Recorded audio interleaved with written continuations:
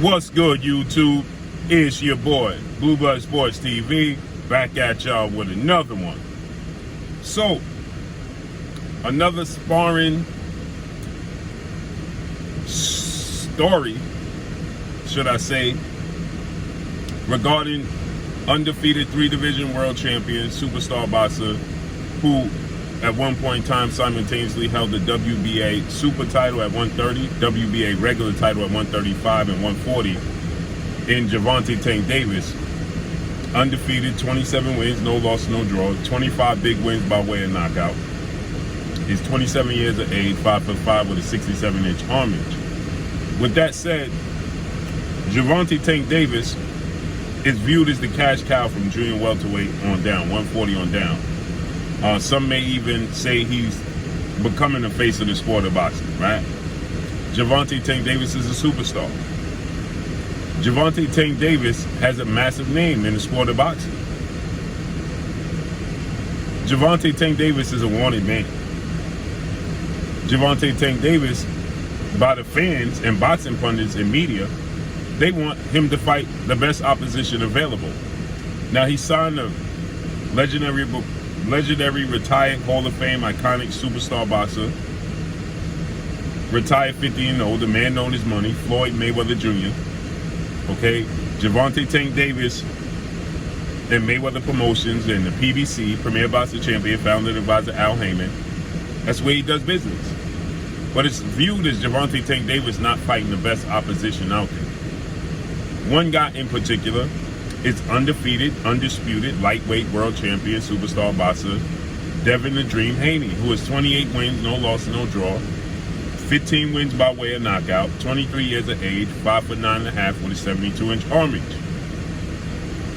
Devin Haney has been calling out Gervonta Tank Davis. Gervonta Tank Davis in the lead up to his last fight, which was May 28th at the Barclays Center in Brooklyn, New York, against fellow stablemate, lightweight title contender, star boxer Rolando Rolly Romero, in which he brutally knocked him out in the 6th round. But leading up into that fight, he stated that he wanted to face off against Devin Haney because Devin Haney had been doing a lot of talking. He said Devin Haney was the email champion. He said that, I want to fight him next. That's the guy I want next.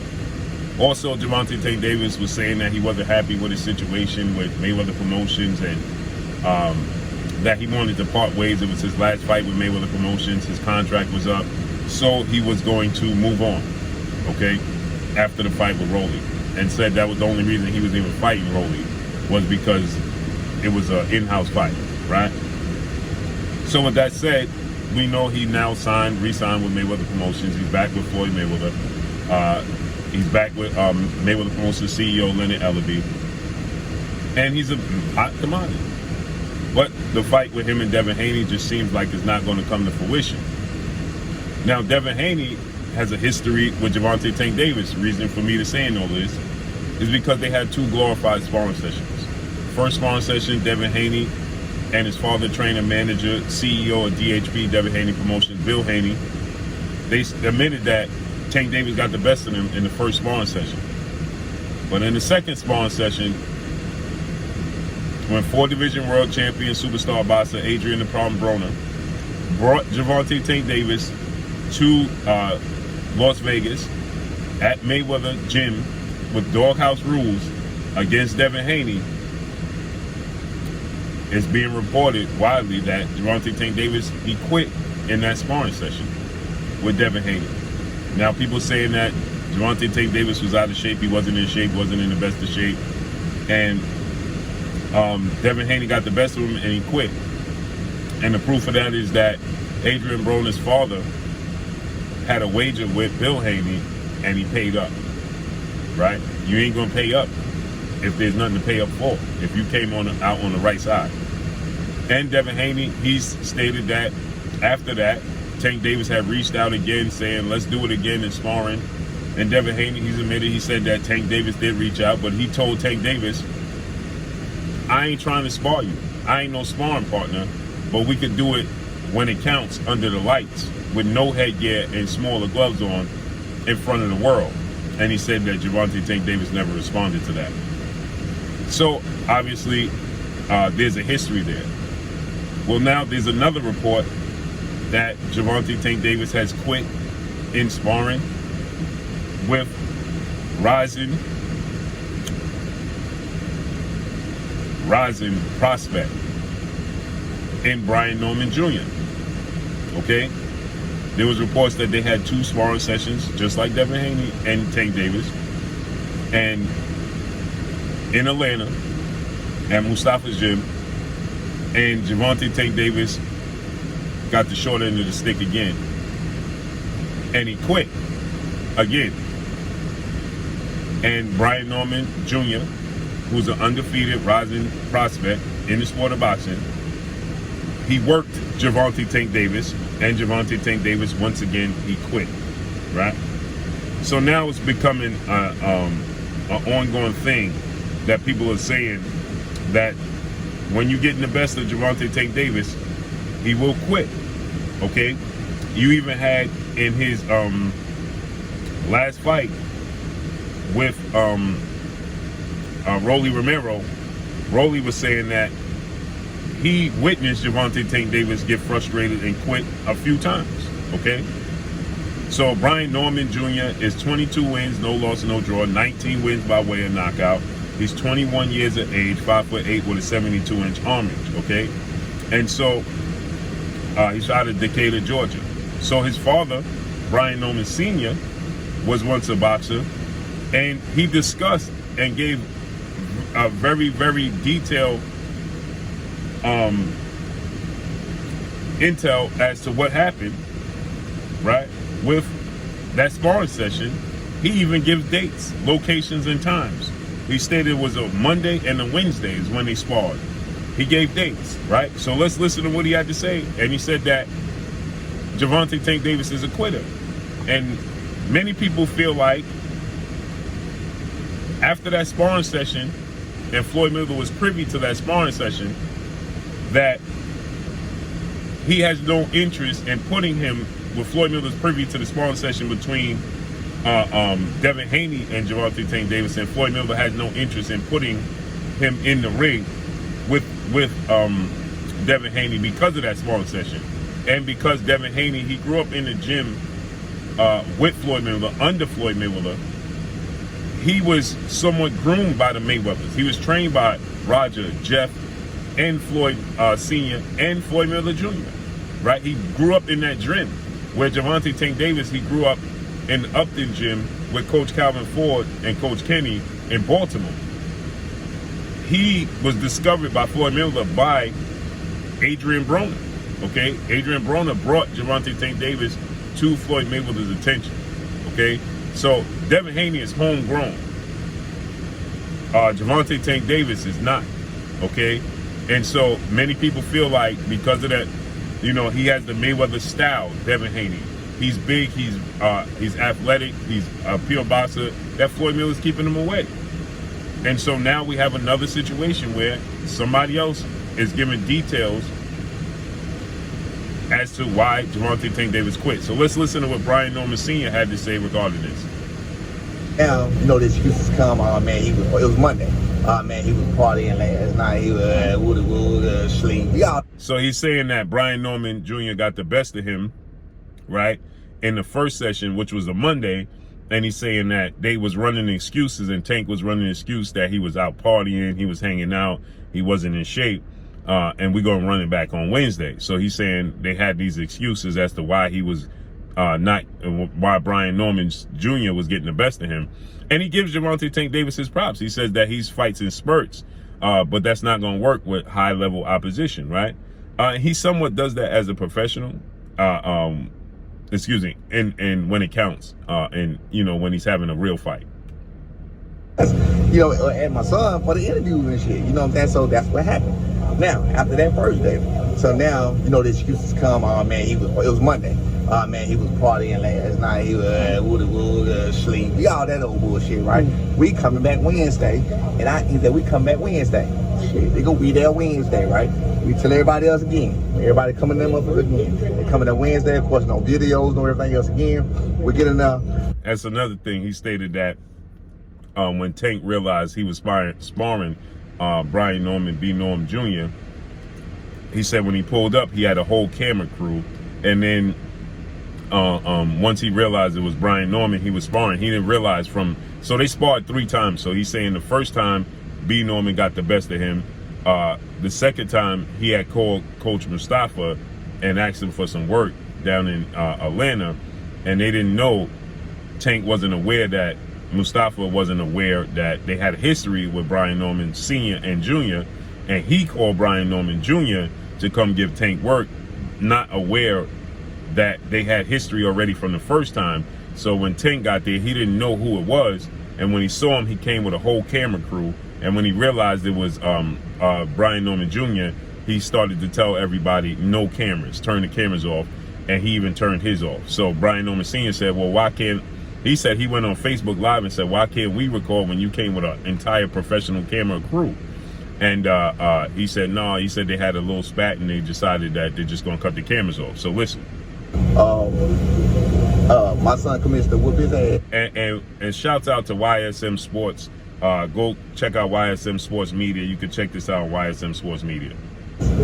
Until he gets out the ring, I'm gonna give you everything to look for to prove what I'm telling you about the timeline. So he said that Brian Norman Jr. commits to whipping on Gervonta Tank Davis, and he made Gervonta Tank Davis get out the ring and quit. And now he's going to give you actual dates and timelines. They sparred February the 1st. They skipped February the 2nd, and they sparred February the 3rd. You look at Tank tweets about his hand. He extended his fight, he canceled his fight, and put their X-ray and shit like that because he got out the ring with no excuse. He quit against my son. He quit. He literally stopped. No, everybody didn't know about what was going on. He just stopped, took his head off. Everybody was looking like, damn, bro, what the fuck going on? Then you hear the story the next day. He hurt his hand and he broke his hand and sparring. No, nigga, he just wanted. So he's saying that Gervonta Tank Davis took off his headgear, got out the ring.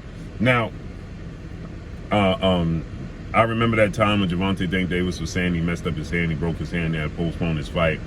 And Gervonta Tank Davis, did have a hand injury against Isaac Pitbull Cruz. In his fight, he broke his dominant hand, his left hand, in the 6th round of that fight. It went 12 rounds, right? And I've heard, to Gervonta Tank Davis's defense before this sparring session that he has had hand injuries as well, okay? Because he spars so hard. So I've heard that. So, I'm going to give Gervonta Tank Davis the benefit of the doubt and say he actually hurt his hand. These are the sparring wars that makes the sport of boxing more exciting, even more exciting, right?